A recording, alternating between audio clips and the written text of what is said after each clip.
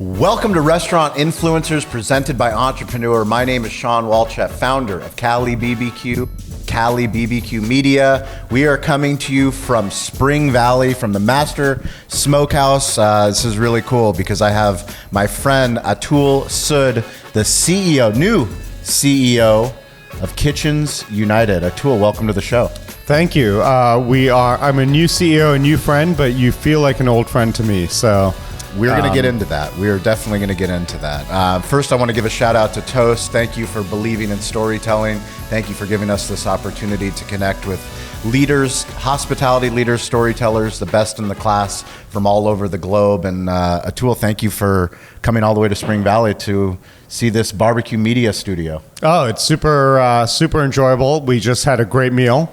The bacon-wrapped jalapeno poppers are phenomenal. The cheesesteak's great. The beans are change your life beans, so thank you for that. Wedding beans. Wedding beans. Beans so good you'd want to get married again. I will marry you any day of the week.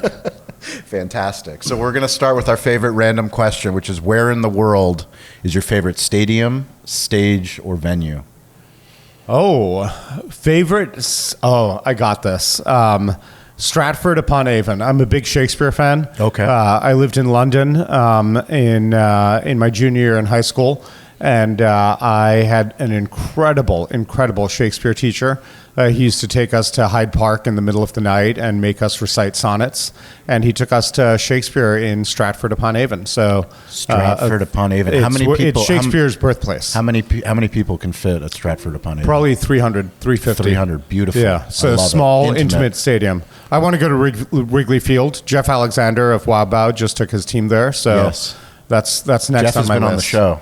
I've seen that episode. Yeah, he has been on the show. So Stratford-upon-Avon, that's a really cool venue. That's going to set the scene nicely for what we're going to talk about. But we're going to go there. We're going to talk to Entrepreneur, talk to Toast, talk to Kitchens United. But we're going to bring people that listen to this show, people that want to level up their hospitality, level up their storytelling. And it's not going to be a conference like all the conferences that you go to. This is going to be something where it's more TEDx style, where there's going to be presenters, people that are putting on their life's work on stage. I'm going to put you on stage, and I'm going to say, Atul, you said that we were going to be friends forever. What does friendship mean to you, and what does friendship mean to everything that you do in life? Friendship drives me. Friendship means respect. It means trust. It means love.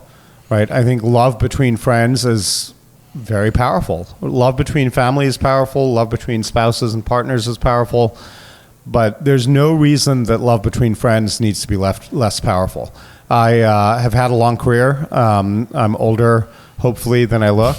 And I have had the good fortune of making deep friendships with almost everybody I've worked with. And when you work with your friends, it doesn't feel like work. It really, really doesn't. And you can have intimate conversations about life choices and mistakes and ambitions. And you can share things that you generally don't share with people who you work with.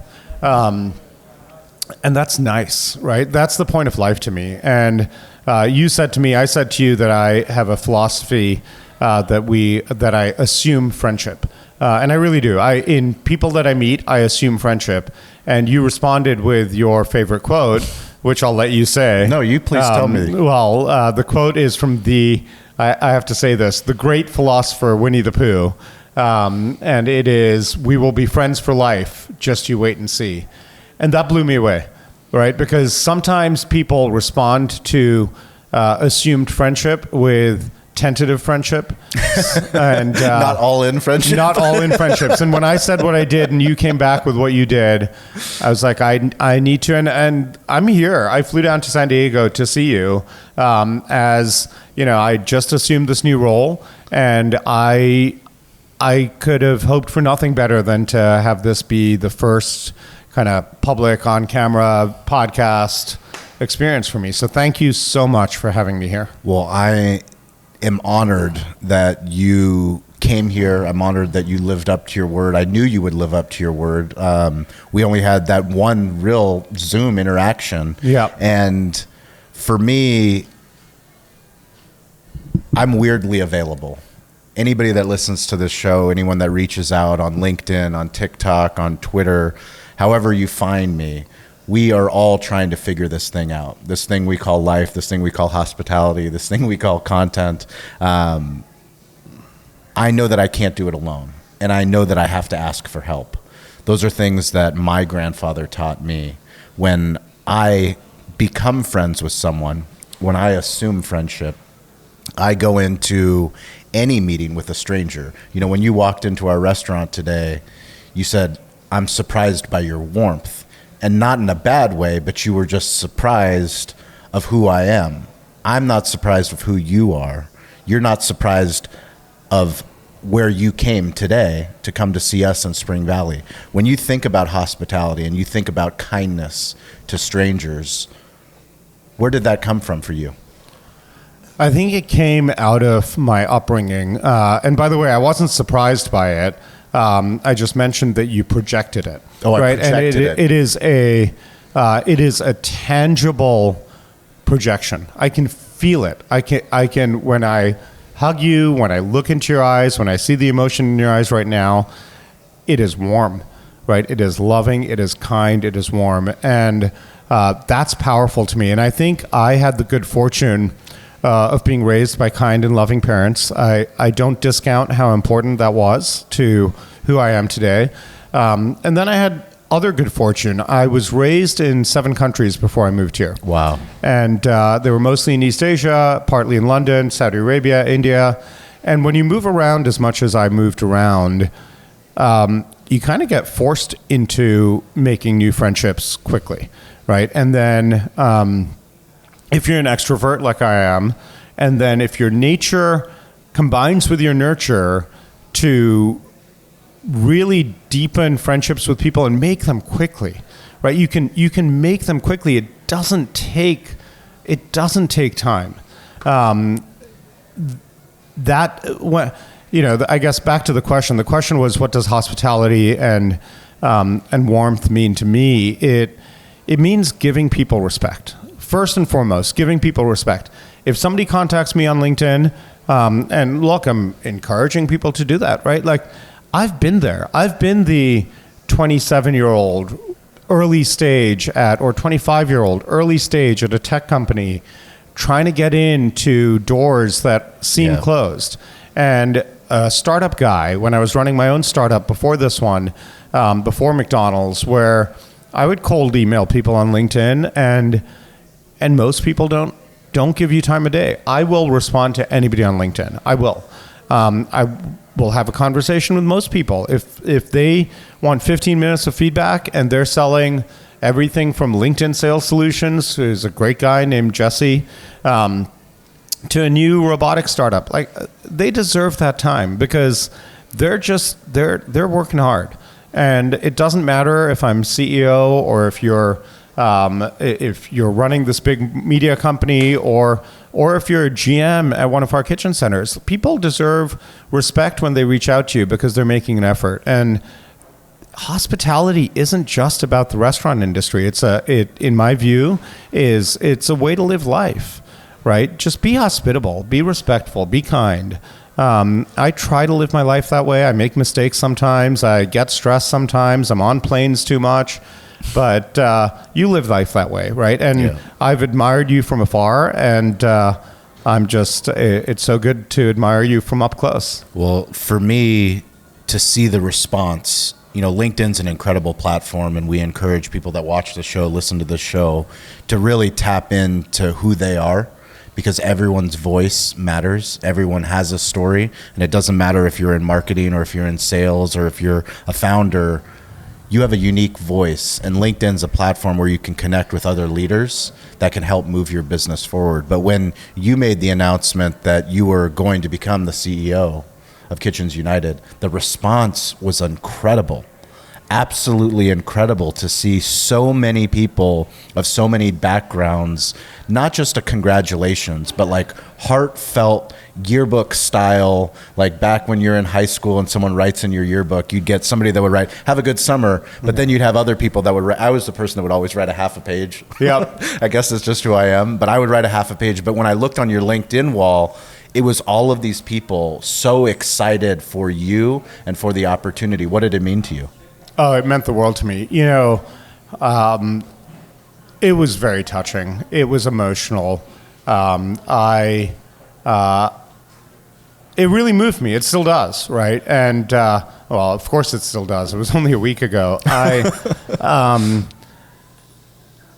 thankful. I do a gratitude list every morning. It's one of the things that I've taken up in the last few years, and I'm just grateful. Right? It not only was it meaningful and thoughtful of them to, and a lot of them to write on my wall. Many of them called me.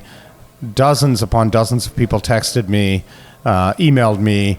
But what it gave me the opportunity to do also is just reconnect with old friends, right? Some people hadn't contacted me in 10 years, but they'd been paying attention to what I was doing. They'd known that I'd had struggles in life, and they were tracking.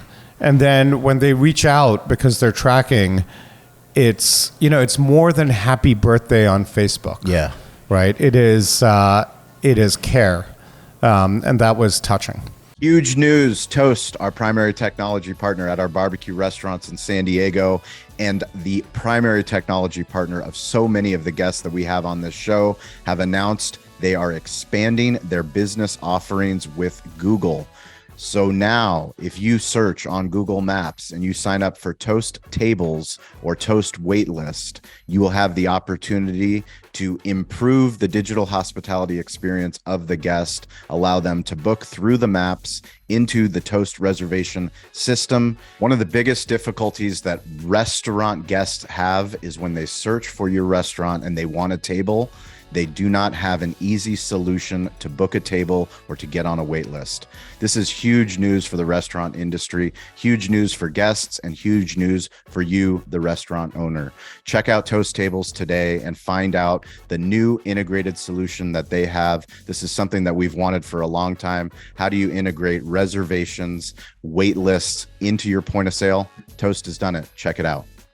It's amazing to me. I mean, we have a storytelling podcast. We produce content for all the platforms, but it's amazing when you do produce content, you don't realize who's watching.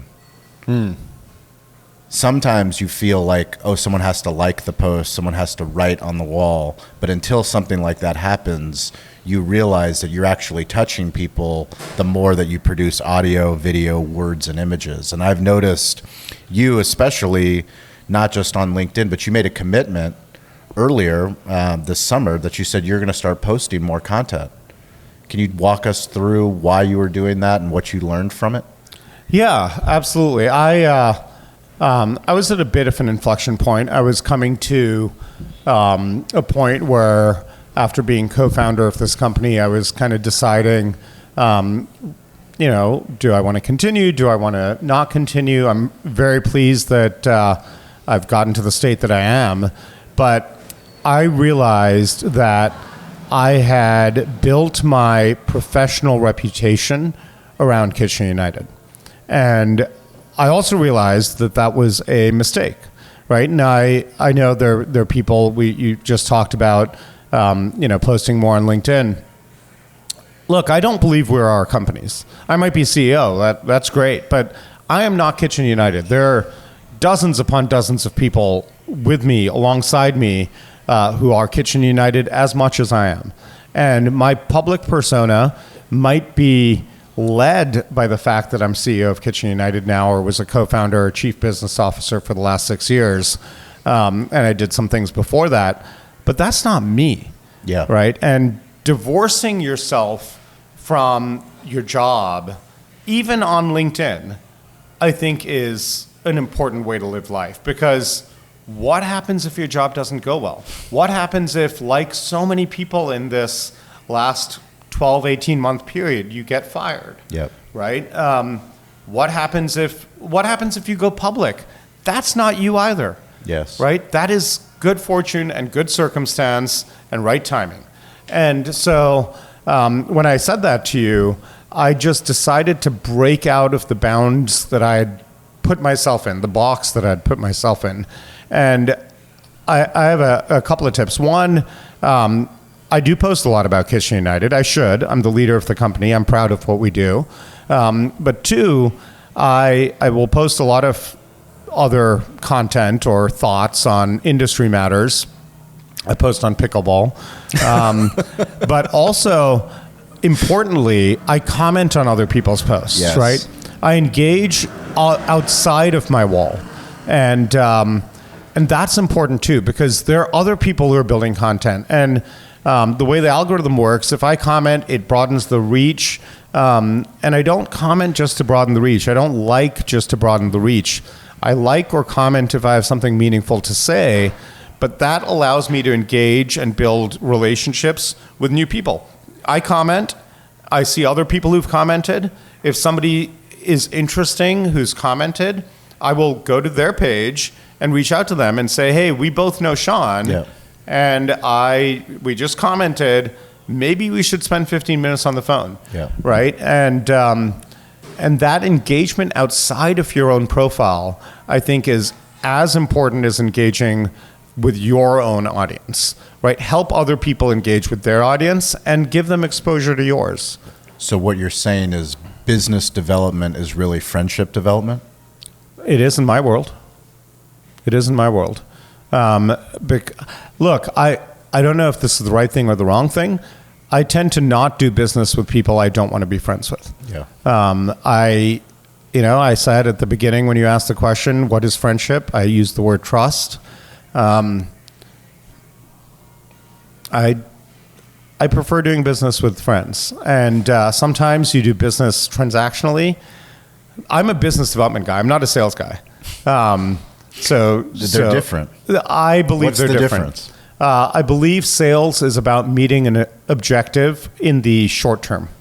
I think there's some sales guys who have long-term goals, but that is not how sales is organized as a function. Yes. Excuse me. As a function, in most companies, sales is organized on a monthly, quarterly, annual basis. And therefore, that organization gives people the incentive to close deals on a monthly, quarterly, annualized basis.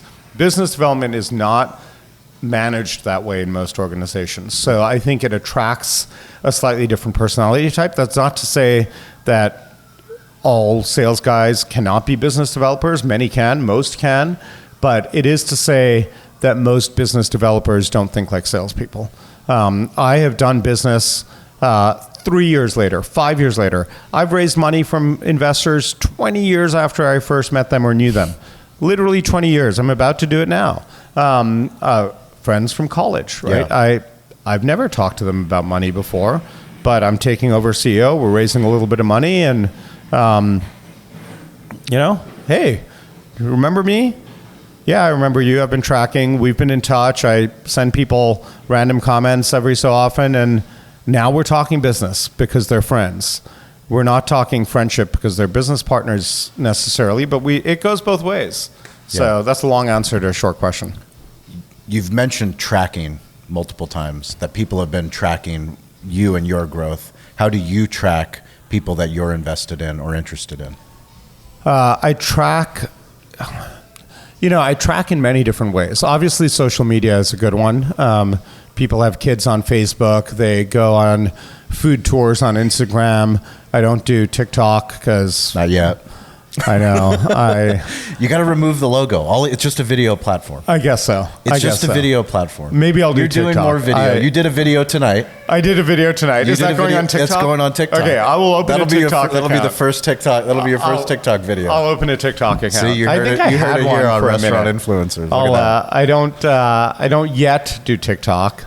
It's just video. I don't do Clubhouse. Not yet. I'll get you on Clubhouse. We'll get you on stage on Clubhouse. It's just audio storytelling. It's what we're doing right now. Right, exactly. Just with other people. The Troy Hoopers of the world, Jason Berkowitz, all these people, they're all there. Look, I'm practically a grandfather at this point. On. But I'll do those. But I track through social media. That's an easy way, right? That's low effort tracking.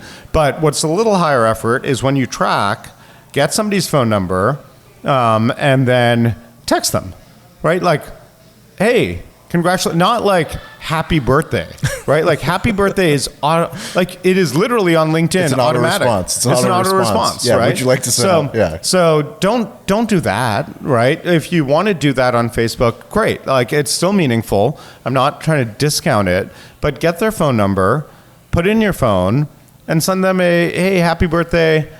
It's not also. This is what some people I think it took me a while to realize.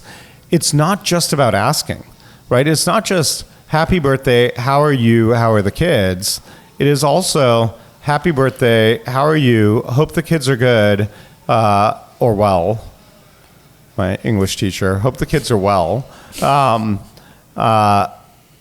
Here's what's happening with me, right? Give them, just give them a little bit. Context. Give them context, right? Like, you know, my kid just won his basketball game or something like that. Yeah. And give them the branch to come back with. So social media is one of them. Another one is through friends, right? My parents, and I have lots of friends in my life that make fun of this, but my parents will say, look, I'm with Sean. I'll tell them tonight on my way home, I had this great session with Sean. And they'll say, oh, next time you see him, tell him we want to meet him and give him my love. Yeah. That's what my dad will say, or my mom will say, give him my love, right? Maybe it's Indian, maybe it's my family, I don't know. They say, give him my love. And what I do when they say that is I give you their love. Yes. Right? And most people don't. Most people don't. Like, say hello to Sean. Yes. Right? Say hello to Bob. That's meaningful, right? I was just with Bob. Say hello to him. Hey, Bob, my parents said hello. Or hey, Jamie, who's one of my best friends, or Misha, my parents said hello. They wanted to check in on you. How's your dad doing? Yeah. Right? And that's and it doesn't need to be forced. It doesn't. I tried to put on my calendar at one point, like reach out to a new friend, an old friend, once a day. And I would put I would talk to you on like September 5th, and then I'd put on September 5th next year, make sure you call Sean. And that, I'm not that organized. It didn't work. But I will see, this happened recently. I forget the details, but I will see, I don't know, McDonald's. I'll go to McDonald's or I'll go to Panera and I will see Panera doing a catering order. And I will text Jim Rand, who started catering at Panera. Oh, wow. And I'll say, hey, here's a snapshot of Panera doing a catering order. Or I'll see something like a digital kiosk at McDonald's and text one of my friends, or, you know, whatever it is. When you see something, it's like the New York slogan, when you see something, say something, right? Like, how hard is it to actually see something, oh, I was reminded of so-and-so, let me just send them a note. It's never been easier. It's never been easier. It's never been easier. We have a smartphone in our pocket. We can capture a video, can capture a photo, send a text, send a Snapchat. Like, you can literally do anything. Yeah. Yeah. If you have an idea, if you have something that comes into your mind that reminds you of someone else. And it takes seconds. Yes. Seconds. Correct. Everybody is worth time. Most people will value that reach out so much more than the time it took you to make it, right? And they will remember it for a while, right? And then you will have the context. I mean, just speaking purely as a business developer, you will have the context to reach out to them tactically when you have a need without being afraid to, right? I talked to somebody recently looking for a job, and they said, oh, I haven't talked to so-and-so in 3 years. I can't reach out to him and ask him. And I was like, you can, right? First of all, you can because he respects you and he likes you. But secondly, how much easier would that be if in those intervening 3 years, you'd seen something that reminded you of him and you just shot him a text? Yeah. It is good business practice. It is good friendship practice. I try to live my life that way. When did you know that you wanted to take this new role? Not long ago. Look, I was interviewed to be CEO at the beginning. I wasn't in the right life circumstance to do so. You were employee one at Kitchen I was employee United. one at Kitchen United 6 years ago, almost exactly. What was the big idea back when this? It changed. It changed. You're telling me things look, changed? it's changing again to some extent. And You're in a place that used to serve breakfast, right? and we're a barbecue media company, so things change. You got to evolve. Be like bamboo. Look, when we first started Kitchen United, it was a fractional workspace. WeWork was all the rage. Yep. And it was a fractional workspace for food and beverage creators. It had a restaurant angle too. So 30% of the space was going to be used for restaurants to do delivery out of. And 70% of the space was going to be used for creators to create granola or cookies or whatever it might be, Rice Krispie treats. And that business was going to generate, in my initial financial model, the bulk of the revenue. Because if you fractionalize your space and you rent it out by the hour or block of hours, you can charge a lot more in aggregate than if you rent it out by the 6-month period, 3-month period, a year period. The problem was when you do that, when you try to rent to small businesses, mom and pops or brothers and sisters or boyfriends and girlfriends, the cost of customer acquisition is high. Yes. It's called CAC, right? CAC is high, and churn, which is how often they come in and out, is high. So with high CAC, where you need to tour, then your sister needs to tour, then your mother needs to tour, it eats up 6 hours for potentially a $600 engagement. That doesn't make sense. So we pivoted pretty quickly after the first 3 months into serving restaurants. First, we started with 3-month contracts, then 6, then we got halal guys, then we got Chick-fil-A, and then we got into year contracts, and then multi-year contracts. So we, like any business, we evolved based on market feedback and based on investor direction, and we continue to evolve today. Right? That's what should happen when you're running a business for the future and the present. You do what's right. You do what you think is right. If it doesn't work, you pivot. If you believe in it, if you believe in the overall thesis, which we did and we do, and then you grow. Hopefully, right? Some people try to grow and they don't. They should be respected and they should be memorialized and thanked for the effort they put in, right? Even when businesses fail, they have an impact. They have an impact on people's lives and they have an impact on an industry. And that's great, right? Like there's nothing, I've failed in several businesses before and that's great. It made me who I am today. What is Kitchen United's ghost kitchen thesis moving forward? Now with you at CEO. I'm excited about it, Sean. I'm really excited about it. I think we have a winning formula. I think it needs to be refined a little bit, right? Like all the ones and zeros don't add up to 10,000 yet. Yeah. But they're getting there, and they're getting above zero, right? So the thesis is that ghost kitchens. Well, I'll say the thesis is that the ghost kitchen industry is poorly named. Thank you. That is the first thesis. We are not ghost kitchens. We are front and center. We are in retail locations like Kroger's. We are in areas of commerce that serve business consumers in commercial real estate and residential consumers. One of our flagship sites is in a Kroger, actually a Ralph's, which is a Kroger brand in Westwood on the edge of UCLA campus. We have another one on the edge of SMU campus. We serve college students. We are not ghostly. You walk into a Ralph's today or a Kroger in Houston or Texas or the Midwest, and you'll see a Starbucks on the left and you'll see a Kitchen United on the right. There's nothing ghostly about that. So it's misnamed. 2, there are underleveraged, underutilized spaces in grocery, convenience, retail, hospitality, and elsewhere. And we intend to feed the market demand that is latent, unmet, and undernourished with a variety of options and mix of choice. And we intend to feed that well. We intend to grow aggressively going into 2024 and 2025. We intend to work with power brands. A lot of emerging brands can really explode onto the scene, We intend to be CapEx light. We intend to nurture and grow our employee base. You might start off as an assistant kitchen manager. You could then be a GM, like Dan Santos, who's currently our VP of Operations, who started off as a GM. There's room to grow at this company. We have learned from some of the struggles we've had. We're probably shifting away from the high expense effort of building our own traditional, we call them, kitchen centers.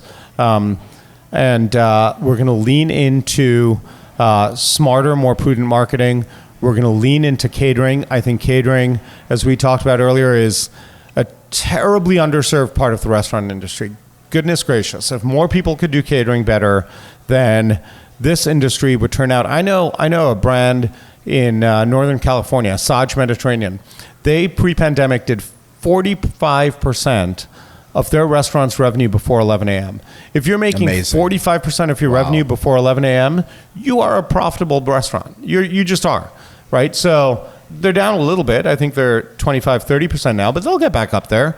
Like we have not leaned into catering, and there's some great companies, Easy Cater, ShareBite. They're companies to fulfill that catering, fulfilled, right? Their catering is a must-have. Takeout, must-have. You cannot, in my opinion, run a restaurant on delivery business alone. I just don't believe you can. You're not going to make the AUVs, and you're not going to run a profitable restaurant, particularly with the delivery fees that the delivery service providers charge. It is just too hard.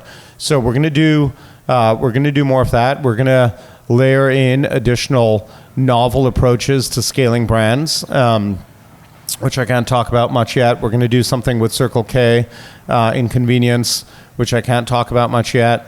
But I'll come back. Breaking news. Get all the scoops.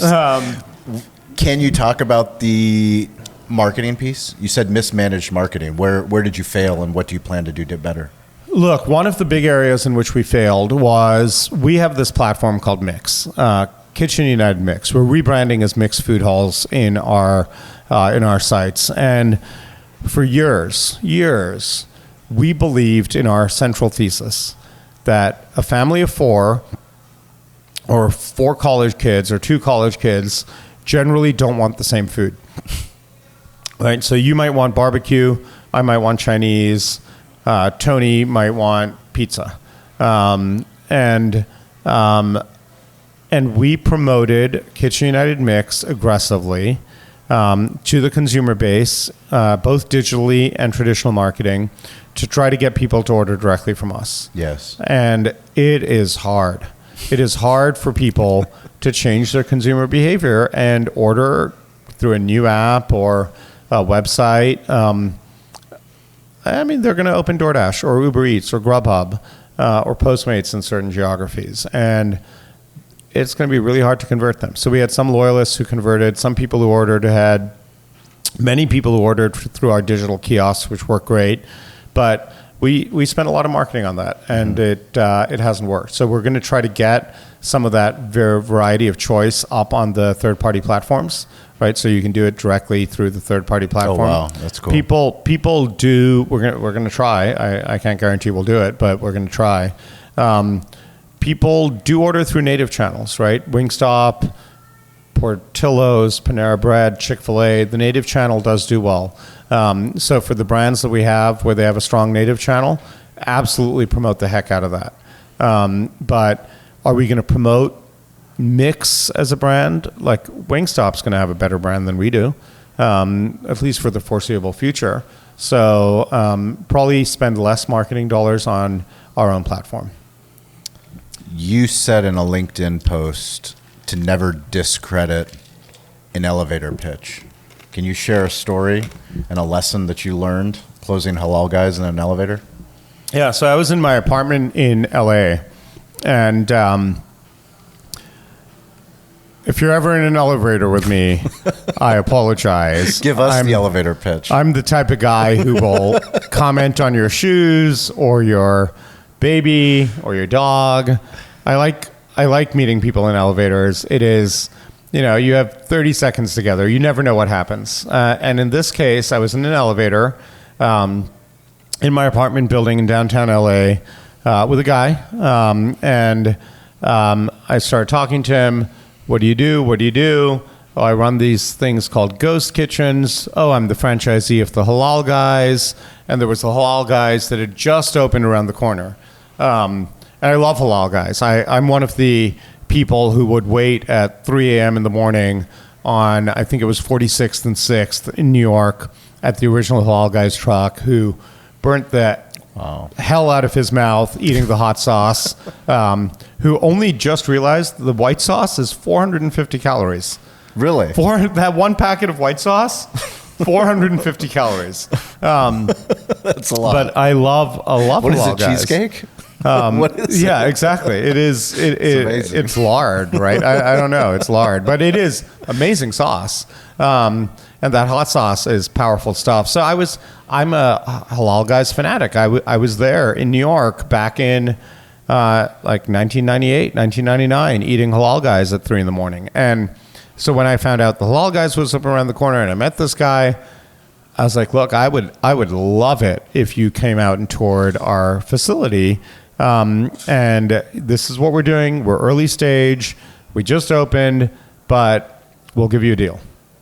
And I remember I had a gentleman on my team who had just recruited Landon Silvas, straight out of UCLA. And he's become a good friend. And I introduced him to the Halal Guys. It was technically his deal. It was his first deal at the company.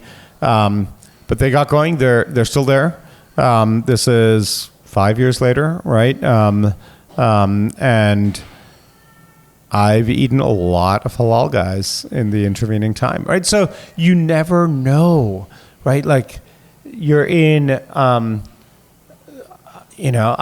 was in line for a cup of coffee at a prop tech conference I was at, or a prop tech event I was at, and a close friend found a job, right? Like you never know where everybody knows somebody. Everybody has a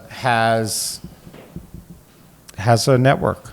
So you never know. So talk to people, be open. If you're struggling, be honest. And then people will help. That's another thing I wrote on LinkedIn. When you need a job, just ask for help. Asking for help is definitely the most difficult lesson. It's a lesson my grandfather taught me, and it's one that we talk about on these shows all the time. And for me, I'm always inspired when I see a leader like yourself willing to talk about mental health, willing to talk about struggle, willing to talk publicly. Is there anything that you can say to industry professionals that are listening to this that might be scared to ask so publicly for help if they need help in their journey? Yeah, it is. Look, I've had some severe mental health issues that surfaced about a decade ago that I've overcome and medicated for, and we should be less shy about them, I hope, right? Everybody struggles with something. So I think there is a lot of how we're trained, maybe in my generation, right? I'm a Gen Xer, and we were trained to be private about struggles. I think the younger generations are privileged in that it is not a social stigma, not a hang-up to share that you might be bipolar or schizophrenic or facing depression or whatever it is. These are just health issues, right? Diabetics have them. Cancer patients have them. People with broken bones have them. It's okay. And I think particularly, look, a lot of people struggle. It's a very evident struggle when you lose a job, right? It is right there in front of you. I lost a job. I got laid off. I'm worried. Okay. What about when you're in a job that isn't good for your mental health? That's a struggle too, right? And you should be open about that too, right? Like there are people in jobs that are ruining them. And they should leave those jobs, right? Maybe they don't get a severance package, but maybe it makes their blood pressure go down. and maybe it gives them time to spend with their families. So I think, I believe a lot in therapy. I have a therapist. I think everybody who can afford it, who has the good fortune of good healthcare, maybe that can, should. And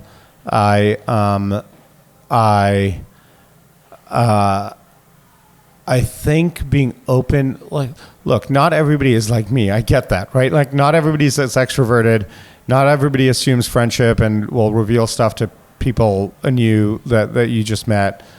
But then pick your circle, right? Who are your 3 people? Who are your 5 people outside of your family, outside of your spouse? Maybe different perspectives from different genders, and share with them, and share honestly and openly and frequently, and listen to their heartfelt feedback. It might not always be good. It might not always be easy to hear, but it will be sent from the right place if they're your good friends. So I'm all about openness and sharing struggles. I really appreciate that. Yeah, it's something that I've been public about, my struggles with alcoholism. I'm a recovering alcoholic. I'm in a program of recovery. I too go to a therapy outside of my program. These things are very important to me because in the hospitality business, we try to wear these things as a badge of honor, where we're working all the time and then we drink all the time, or we do whatever we need to do to cope with the life that we live. And it doesn't have to be like that. Mm-hmm. People don't have to be alone. They don't have to be afraid, and they are places that they can go to reach out. And I appreciate you having the willingness and openness to share some of those struggles, because when you look on social media, it's rare, and I hope that it's more, that people share the hard times that we have, not just all the good times. Yeah, I'm bipolar. Sorry, I realized I didn't say that, and I'm medicated. I'm fine now. But losing your, I had a bad manic episode about a decade ago, a very bad one. I was hospitalized, and it presented late. I was 38. Losing your mind shatters your self-confidence. It just shatters it. And recovering from that was hard. And I had a lot of love in my life, a lot of support. And Brad Feld, I think, from Founders Fund. Brad Feld is a big venture capitalist who talks openly about his struggles with depression. That helped me. But it is like what you've gone through, but it is shattering to be in a position at midlife. I got divorced at the same time. It is shattering to be in a position at midlife where your foundation is taken away from you. Then who am I? Right? I'm no longer married. I don't have my mental health. Like, who am I? And you don't know. Right? That is scary. It is scary. And I feel very fortunate that I had the love in my life to rebound from that. And it's not been linear, the path. Never is. Nobody's life is, right? But it's okay, right? Like, it is okay. We are all on our own journey. Some people struggle with mental health or drug addiction or whatever it might be at 14. Some people struggle with it at 80. Yep. Right? Whenever you overcome it, it's the right time for you. It's your journey. But it's easier to overcome if you have love and support in your life. And it's also easier to overcome if you give love and support to others. What gives you hope? Everything. Right? I find hope and inspiration in a lot of things. I find hope and inspiration when somebody holds the door open for me. I find hope and inspiration when somebody picks up a baby. I find hope and inspiration when I meet Jose and I say thank you after putting the pork rub or the pork butt in the smoker, and I offer him my elbow, and he offers me his elbow back. Right? Like, I don't know his life, he doesn't know mine, but that's a moment of bonding. You can find hope and inspiration anywhere. What pulls you out of bed in the morning, knowing that the mission that you're now on as CEO of Kitchen United? First of all, I have very weird sleep hours. Me too. I wake up at 3:45 in the morning. Yeah, I wake up between 3 and 4. Really? Well, every morning. Go. Why don't we play tennis at 5 in the morning? Really? We should. If I put the lights on, I have to make sure our court has lights. Yeah, let's play tennis at 5 in the morning. I would absolutely do that tomorrow morning. We'll do that. Okay. Hopefully the lights turn on. If the lights turn on. Yeah, I wake up between 3 and 4. I go to bed by 10. I nap every day. Napping's good. Napping is great. I put it on my work calendar. People will verify this as nap time.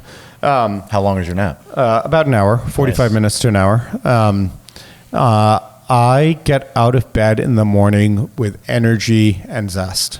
I have a morning routine where I read a little bit. I write poetry almost every morning. I talk to my parents in India or my sister or other people abroad because that's 4 in the morning and nobody normal is awake. And then we'll start texting each other because I'm awake. Yeah, I will. I'll text you my poetry. That's great. Then I walk. I walk 10,000 steps a day. It's been 105 days at least, I think. At least 10,000 steps, definitely 105 days. And then I get to the gym or play tennis or do something. I travel a lot. So it's not always consistent, but what gets me out of the bed with respect to Kitchen United, I like work, man. I like work. I believe in this company. I believe in the people behind me. I believe that our investors are going to have a fantastic return. And it is easy to be motivated to write an email to a partner or an investor or a brand or an employee or a group of employees. It is easy. It is exciting. It is not like what keeps you up at night. People say what keeps me up at night is the enthusiasm for the next day. Yeah. Yeah, I always prefer what pulls you out of bed versus what keeps you up at night. Yeah. Lots of things keep people up at night. I care about what gets you out of bed in the morning. That's good. How are you going to go seize the day? Well, usually what gets me out of bed is the water I drank the night before. That's fair enough. That's a fair enough, honest answer. Well, every single Wednesday, every single Friday on the social audio app Clubhouse, where Atul will join us one day when this episode comes out, either a Wednesday or a Friday, 10 a.m. Pacific time, 1 p.m. Eastern time. It's a chance for you, the listener, the viewer, to come on stage to share your story. Your story matters. If you're in sales, if you're in marketing, if you're a content creator, if you own restaurants, this is a place where people that are playing the game within the game can come and interact. So we have digital hospitality leaders from all over the globe. We also give a social shout out. This week's social shout out goes to Vincenzo Pulio, I believe is his name. His wife is Alexa. Alexa and Vincenzo. Vincenzo makes great content on LinkedIn, but his wife, Alexa, she makes incredible charcuterie boards. So we're going to put a link to her charcuterie boards. She sent one to me and my wife. They're absolutely phenomenal, but it's a chance for people that listen to this show, support this content, to get a shout out on Entrepreneur. Atul, I need one person, the Kitchen United's team, that you're going to give a shout out to. Sam Sleeper. He is our new VP of Finance. Oh God, one person is so hard. I know. That's so why I make it one person. It is so hard. What else about Sam? Sam Sleeper. He is our VP of Finance. He has been with the company for 4 years. Just got promoted last week, a week ago. When I got promoted, he got promoted. He is balanced. He is kind. He is a finance guy with a sense of humor, which is rare.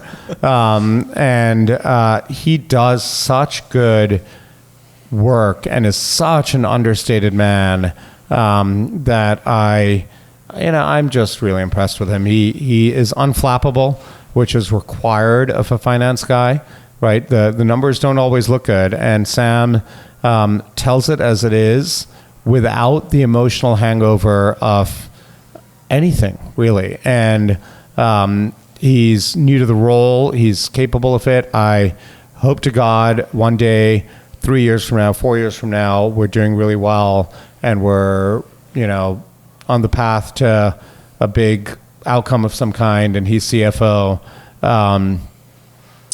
Sam Sleeper. That's great awesome. Guy.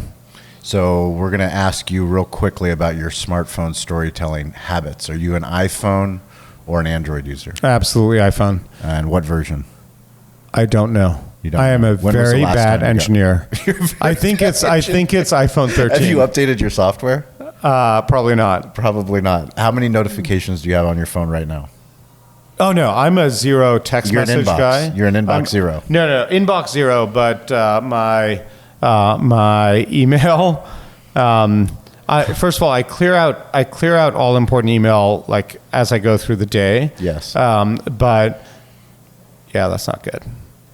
So How many emails do you have? Gmail is 39,526. And KU is 15,000. This isn't unread. Unread. Unread. No, but look, a lot of it is spam, right? Like a lot of it is those like, Bloomberg's 5 daily tips to read or New York Times or Amtrak emails. So like I don't know if you can give me a tip on how to get these back to zero once and for all.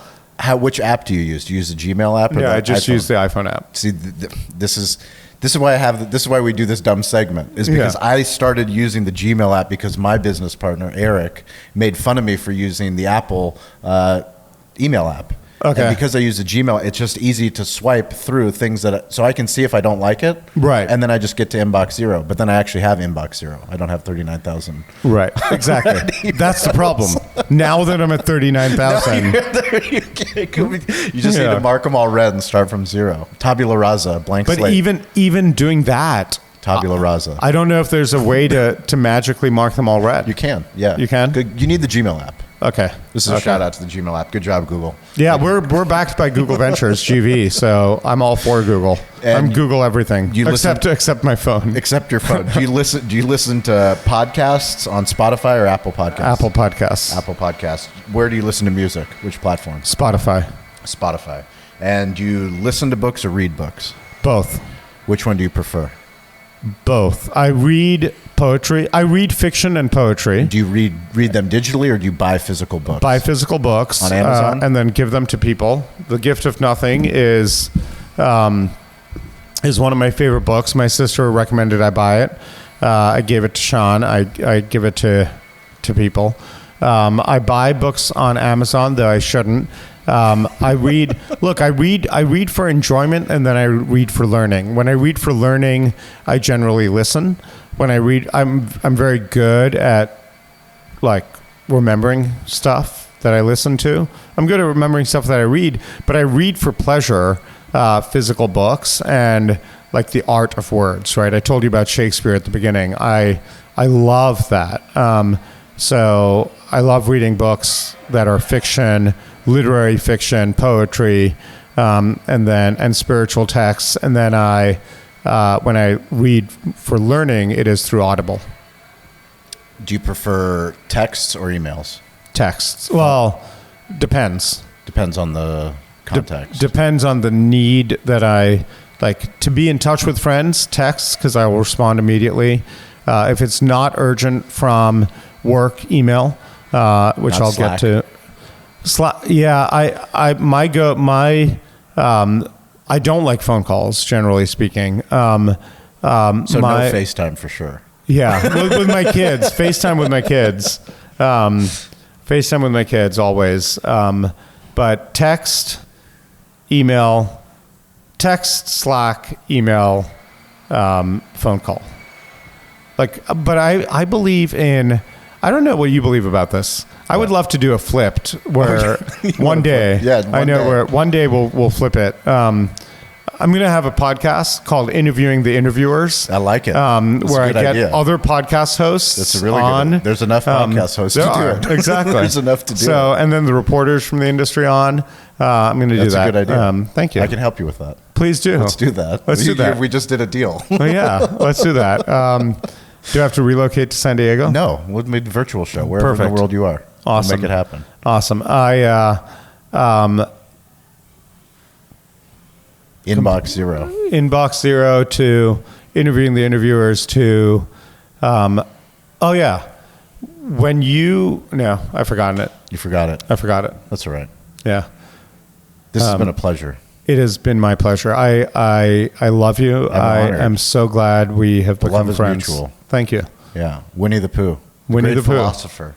How can people keep in touch with you? LinkedIn is best. And Instagram? You're getting active on Instagram. You said on your Instagram bio, it says, I usually write, what does it say? I prefer words to pictures, but I'm learning. But I'm here anyways. But I'm learning. Yeah. I'm learning. Yeah. Instagram's, I don't know. You put Instagram's pictures on Instagram. Instagram's my personal life. Yeah. Maybe I should. I don't know if you think I should have like a work Instagram. This is the way that I believe that I don't have a personal life and I don't have a business life. I have one life. I completely agree. You get all of me, and you referenced it earlier in talking about the content that you put on LinkedIn. I am who I am. Yep. You're going to get Cali Barbecue. You get Cali Barbecue Media. You get Sean as a dad, Sean as a husband, Sean as a Charger fan. Yep. Whoever I am, wherever I am in the world, that's who you're going to get. And I'm not going to contextualize it and say, oh, this is just for my barbecue content or just for the podcast content. I actually ran something called Leaders Quest 15 years ago where that was my whole point. So Atul Now is my Instagram. That's my personal Instagram. I have a poetry one as well, but what's the poetry one? Poetry by Atul. Okay. Then I have Do you have a LinkedIn. book? I'm hoping to publish next year. Beautiful. I write a lot. And then Facebook, I guess. And then LinkedIn is probably, I mean, if people care about the restaurant industry, how to support it, I'm very passionate about supporting independent and growing restaurant brands, emerging restaurant brands like Doghouse and Curry Up Now and Saj Mediterranean. That type of content is on LinkedIn. You'll be seeing more tennis victory shots on Instagram. We'll report back. I challenged Atul to a tennis match that I'm going to gratefully regret. Yeah. But this is cool because our entire goal is to build a master smokehouse, which we have the back view of the master smokehouse, and they're going to be putting on some briskets and a media center. So you're here in the beta. This is the beta of what will be. The next time that we do this, we'll have a full-fledged studio for these kind of interviews. I've never put a pork butt in a smoker before, so No, if we make it, we'll be able to put a brisket on a smoker too. awesome. Well, thank you. If you guys want to connect with me, it's at Sean P. Walchef, ShawnPWalchef. Instagram's the quickest platform to get a hold of me, but you can find me on all the platforms. We appreciate you watching the show. Please follow Kitchens United. Please follow Atul. By the way, it's Kitchen United. Kitchen. Singular. It's not plural. It's not plural. Even though we there have are many multiple kitchens. Yes. Kitchen United. What's Instagram for Kitchen United? Kitchen United Mix. Kitchen United Mix. We'll put a link into the episode, into the article. Thank you guys for subscribing. And Atul, thank you for being a friend forever. Absolutely. Appreciate you. Just you wait and see. Just you wait and see. The best way that you can help us with the show is to subscribe and write a review. We love the opportunity to connect with you no matter where you are on the globe, no matter what restaurant you are running. Please send us a DM on social at Sean P. Walchef. If you are interested in toast, if you want to improve your digital hospitality, please send me a DM. I will get you in touch with a local toast representative. We appreciate you listening to this show. The best way that you can help this show is share it with a friend, and we will catch you all next week, or we will see you on one of the digital playgrounds that we call social media.